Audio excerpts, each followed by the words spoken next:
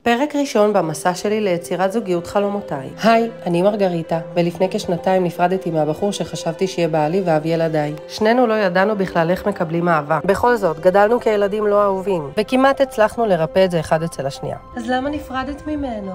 וכשנפרדנו, הייתי בטוחה שזהו, אני לא אמצא גבר יותר טוב ממנו. ואולי בכלל עשיתי טעות שנפרדתי ממנו?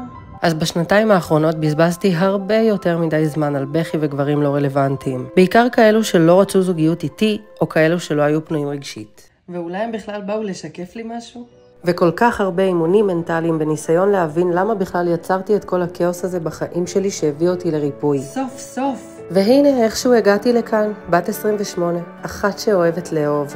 ממש ילדה של אהבה. והיא רווקה? אני לא יודעת מה מחכה לי, אבל אני כן יודעת שהגיע הזמן לקחת את עצמי בידיים ולהתמסר לתהליך. הגיע הזמן לוותר על האקס ועל הרעיון שאומר שלא אמצא אחד כמוהו.